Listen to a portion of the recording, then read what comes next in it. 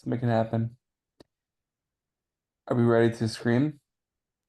Jack, you've gone through the Zman Elul and Elul Moreh with me and Yehuda. What do you say? You coming to Elul Zman and Elul Moreh with Yehuda and I?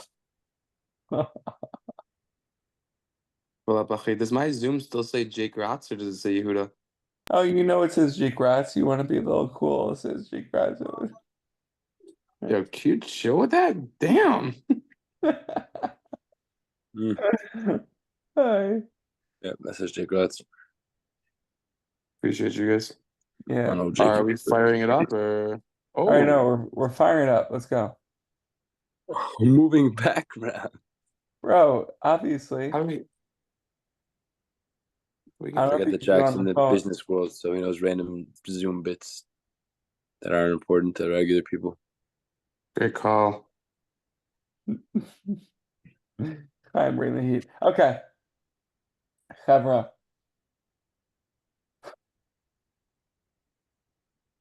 We're getting together tonight in our Torah learning is B'zchut Kol Chaylim Chayilot.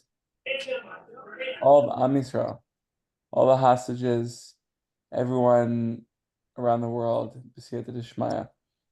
The main thing is innocent faith, says Rabbi Nachman. With it, one can be strong both in this world and the next. Happy is he who has such faith, for he shall never be moved. You never be moved off our game if we have faith. I can't get what Yehuda said the other night. Yehuda, what you said the other night was mamish, unbelievable. I've just been thinking about it the last couple of days. I actually quoted it to other people. These are souls conceived in absolute holiness. When a person with such a soul comes down to this world and is not subsequently tainted with sin, he does not have doubts.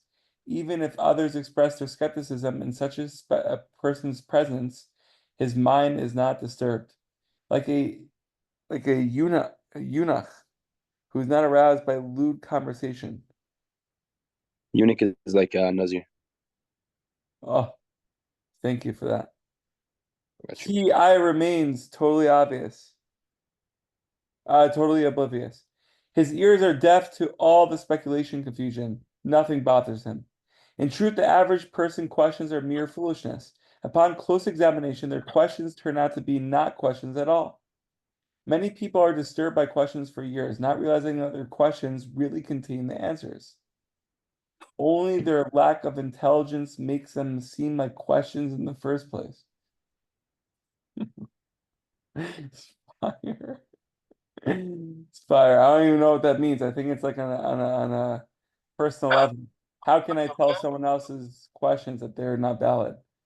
Meaning Rabbi Nachman knows, but who am I, this person who's on the beach right now to like come down here? These thing. Rabbi Nachman knows. Rabbi Nachman knows. They have questions like those one might ask a child. If we have a broken window, why replace it with a pin from the next window? If a bird can then fly through the remaining empty frame. Such a question actually includes its own answer. But a child does not realize this and considers it a very difficult question. He will ponder it and not know what to reply. But the question itself is really foolish. The question about the bird is really the answer to the first foolish question. The reason why we do not use the adjacent pane is precisely because it leaves a space through which a bird can fly. Rabbi Nachman says a young child does not have enough intelligence to realize that the answer is also included in such a question. Precisely for this reason, the question seems very difficult to him. Okay. So should we just finish? We're almost by 33, so just a couple more paragraphs. The same, I mean a couple more lines. The same is true of many people. A foolish question enters their mind and they have no idea that this question actually includes its own answer. By the way, Rabbi Nachman is emphasizing this. It's not Stam that he's emphasizing this more than once. Even once is enough, and even once contains infinite amount of delving into. And we're just reading it Stam, right? But he's mentioning it 3 or 4 times. That means something is big here, something is massive. Okay, so it's maybe up to us to think about it. It seems like a difficult question, but this is due to their lack of intelligence. Understand this well. And that's also another time he's saying, due to the lack of intelligence. Consider all this, Rabbi Nachman concludes the Sicha, and be strong in faith. Flee from this foolishness and confusion and cast all questions and doubts from your mind. So, Chavra, I was looking up a story, and a student once went to Rav Aaron of Karlin, and he said, Rabbi, I don't know what to do. When I started in Yiddishkeit, and this is just all bringing us back to the beginning of the Sikha. The Sikha, Rabbi Nachman says, faith is everything, and he's been telling us throughout the Sikha. Faith is everything, simple faith, pure faith in the Ribono Shel Olam, and how we have to constantly choose it again, choose it again, choose it again. Derech Hamuna Bacharti, says David HaMelech. And there's going to be people along the way. There's going to be settings. There are going to be circumstances where it's going to try to throw us off our game. But again, we need to choose simple faith, simple faith, simple faith in the tzaddikim, in our friends, and in the Ribono Shel Olam. So this Yid once went to Rav Aaron Kavlim, one of the students of the Maggid Mezrich, student of the Baal Shem Tov, and he said, Rabbi, I felt so much fire when I first started Yiddishkeit. I went to yeshiva, unbelievable experience. Rabbi Feld, the Kotel experience. Just trying to be firm and relatable right now,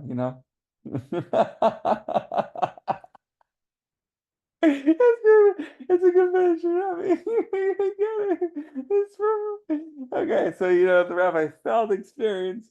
It's a late night. It's a late night. We're all fired up. Tikkun Chatzotzin. Anyways. Chaim, I just want to give you a hug, Achi. Just want to give you a hug more than anything.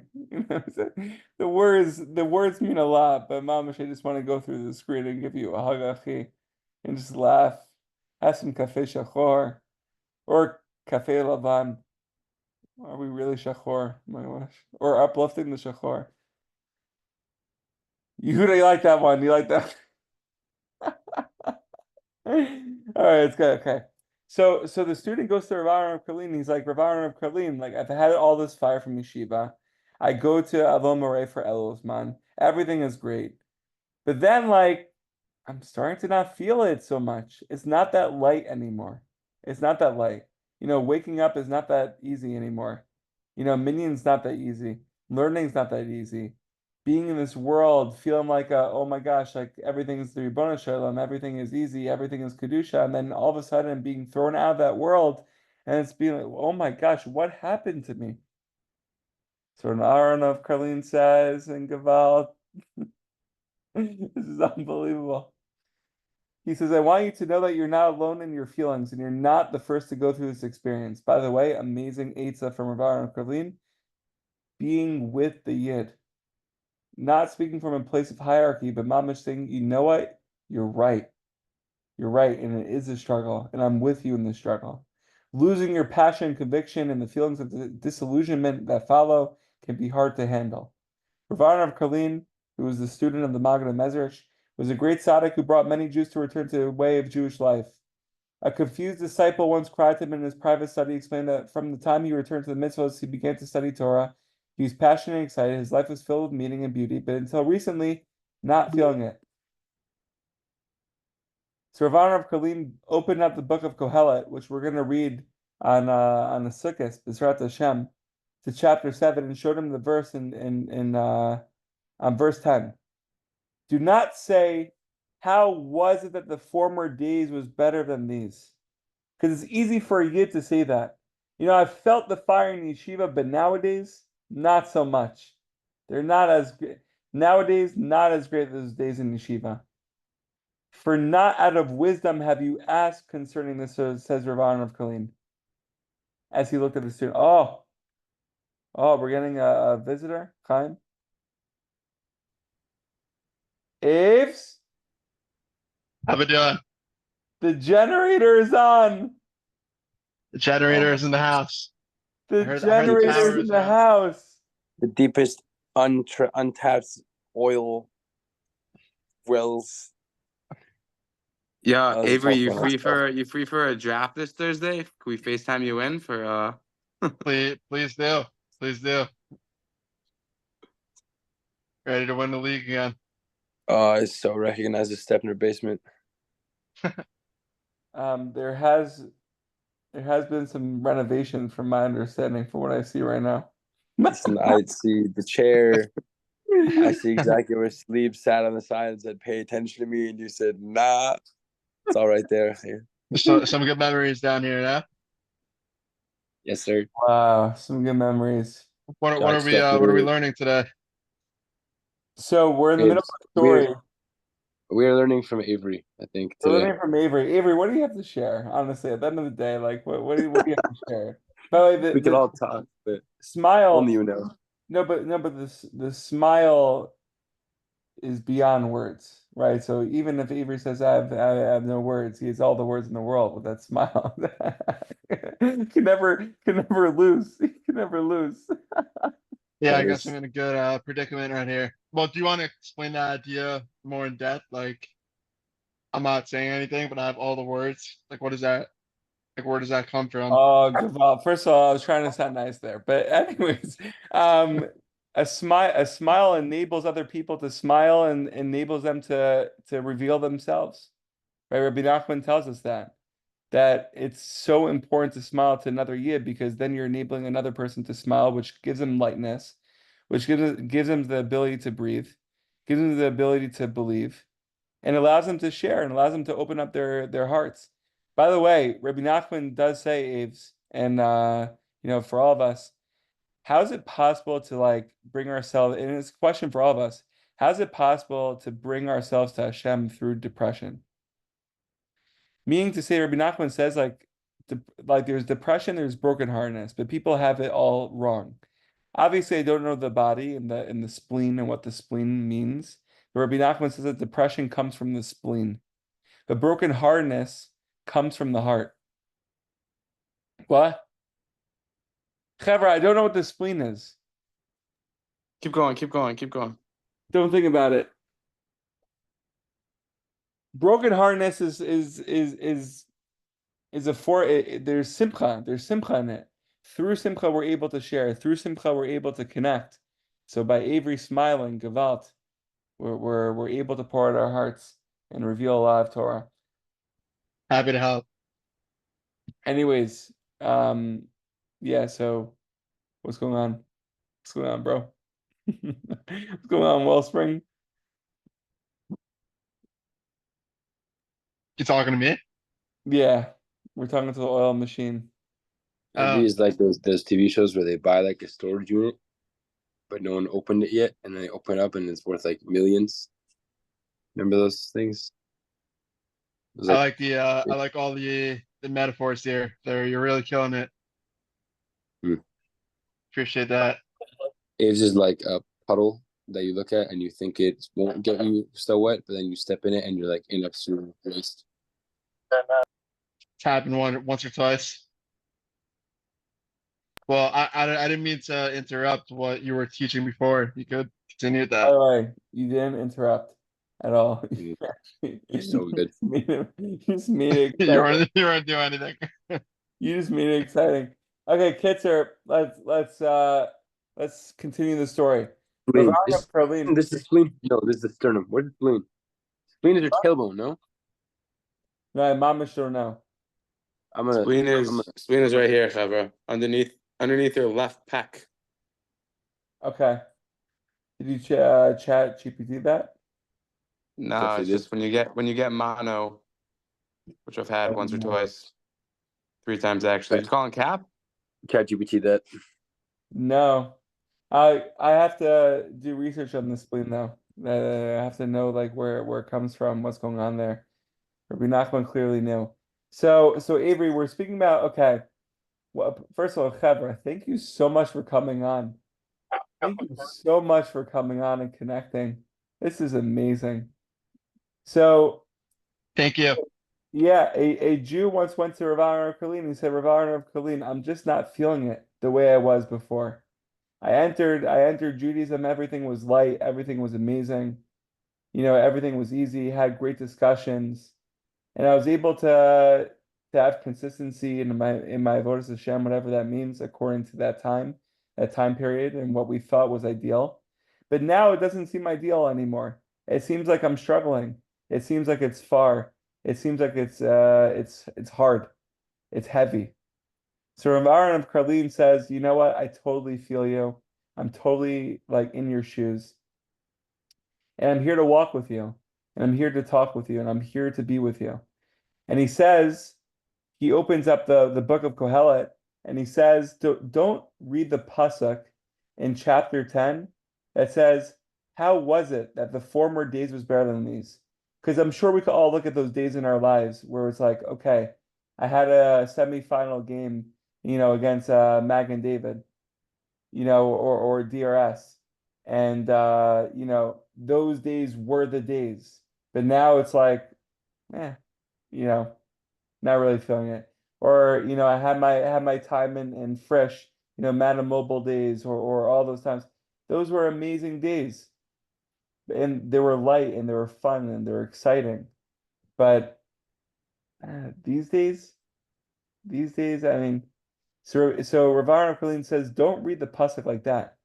He says, why isn't it a wise question? You want to know why the earlier days were better than the current ones? Why you used to have passion, now you don't? What's wrong with asking that? Said the student.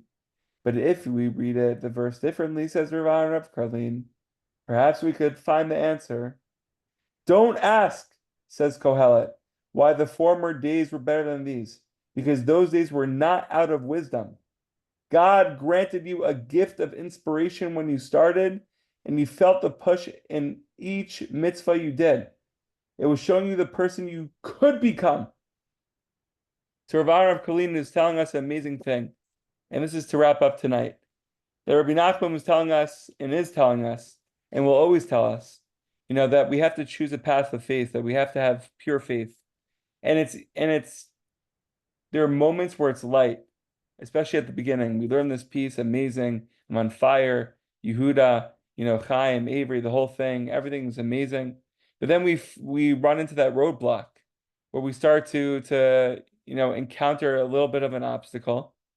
And Rav Aharon Karlin says, that's the real thing. That's the real thing. That roadblock that we think is not ideal, that place where we think is not ideal, that avodas Hashem that we think is not beautiful in the eyes of Hashem, chas v'shalom, a million times. That is the birthplace of actually firing it up, and actually making it real, and choosing it once more. So b'siyata d'shmaya, with all of us, we should just continue to connect to each other, to give each other chizuk, to show our faces, to log on to Zoom. It's so important to have the cameras on. Now I understand why the teachers want all the cameras on Zoom, especially during COVID, because seeing the faces is very important. Seeing the faces of Tzaddikim is very important. And we have 4 Tzaddikim right now. So fire it up. Questions, comments, please feel free. Yeah, I think it's first of all, Jack, that was beautiful. You're so beautiful, and the words that you say are beautiful. You're just all around beautiful. I think it's also important to know that it's okay if it's like you're saying about the roadblocks, right? Every once in a while there's a roadblock. And all of us here on the Zoom went to yeshiva for a few years, 1, 2, 3, 5 years. I think Chaim's still there. And it was a hype time for us. And like it was emotional. Our spirits were going, and we were on a high, spiritual high. And then we leave, and then it's like, oh, as Chaim says, you move to Hertz, and then stuff happens. You And blink you're and at you're the beach. somewhere. You're at the beach You're at at the midnight. beach. You blink and you're at the beach. Look what Hertz did to me. I'm at the That's what beach. Hertz does. But Hanukkah is a good example. In yeshiva, Hanukkah is like it's like one of the highs. When you can stare at the candles for a million hours. Like Jack, I think, told me a story about that. But post yeshiva, you get the Hertz, and sometimes you're not down to stare at candles for 3 hours. And I think that's okay. I think that's okay. Chaim might disagree, but life moves on. And when you're a father, I mean, Hashem, one day, Chaim, you got a bunch of little kids running around the house. Like, I think it would be bad if you were to stare at the candles for 3 hours, just zoning out. So you gotta almost recalibrate your level of intensity and your level of spiritual highs, and know that it's okay if what you did in the past few years, you're not doing those same things. You do the best you can, and yeah. Right. But And then shkoyach, no, it's a beautiful thing. And at the end of the story, he says, like, in that roadblock, when you're like, oh, wait, 6 hours of staring at the candles, I may not be down for that, or I may not have time for that. I may not be in the circumstances in which I could do that. But he says to strengthen ourselves in that point and say, you know what, a minute is also good. And to really believe it with all of our hearts and with all of our bodies, and really just be like, wow, like this minute is with all of our bodies. Uh, uh, this is good. This is good right here, right now. Chaim, questions, comments. Yeah. First of all, I think we have to understand that Avodat Hashem is like water. It's changed, its form changes and shifts all the time. It's the broadest and widest thing in the world. At the same time, it's got its rules, but it's extremely dynamic and adaptive. And we gotta have the right lenses on to always understand that. Like, it's so army is classic, but it's really every single place where like you finish yeshiva, so you're not necessarily learning or many hours a day, not necessarily whatever, but like the Seder Boker and like the foundations are still there. Just the way it's executed maybe changes. And if you don't recognize that, then wherever you are, that's not yeshiva will bring you down. And if you do recognize that, and literally the entire world is just one big like light you on fire experience, which is what we love. You can do the most basic, mundane things and just be electrified because you understand like the depth of what you're doing, or you can walk around like a blind man. So that's an important thing to say about being a parent, not wanting to look at the candles for 6 hours, like whatever. That's legitimate. That's legitimate. That's one thing I wanted to say. And I think that might be in general. Oh, I also had a little bit of a hot take, not so connected, but a little bit connected. I think that the chat, Stealing Torah, it has become full of a lot of bots. And I think you should restart the chat. I think you should like claim that it like broke down and then just like send out a link and like see who joins. Because like right now, there are like a lot of people there and not a lot of people who are actually there. You know what I'm saying? I agree. I agree. Not a lot. And Not and a you lot can of. you can find out who the real boys are. Send a link, see Yeah. who joins. Say, oh, hackers got in this group chat. Everyone, please join if you want Yeah, to. but even the hackers, it's good for them to see the 5 minutes, 4 minutes, 3 minutes. It's Cool. like changes their mindset. Like I was totally out of it just now, doing my Mm, own thing. I saw the 2 minutes. I was like, I gotta hop on. right. Shoot, Oh. I So might have to go back on Right. what I just said. Yeah, that's a very strong point. I still think though that those people will still hop into the chat. yeah, you think so? I don't know. Chaim just got rocked and he can't accept No, it. no, I I don't. think. I didn't mean to cause division here. I'm just saying, what's the downside? Like it's good for the like. All right, they can leave if they want. You can maybe say that. Maybe say if you want to leave us chat, now is the time. About to get Mm, real. mm, It's about to get real. that could be good as well. Well, no, Gotta don't get do that. real. But Gotta get real. And I wanna leave off on this note, and it's important to say this, that I was speaking to someone the other day, and we had a conversation. You heard this, and Friday night, but he's like he came on the phone. He's like, I'm broken, and then and you're making fun of me that I know the Zoom stuff. I mean, I don't know how you do that. Aves, you saw the rocket ships? no, if you do that again.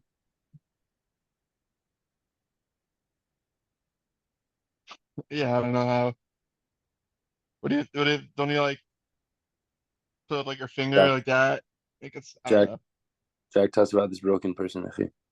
No, this person called me. He's like, what are you guys doing? How do I do that? Wait, how do you do that? Dum dum. Wait, how do you guys do that? Pretty epic, no? How do I get a background like you, Jack? I don't know, man. You don't know? Oh, here we go. But I got some glasses though.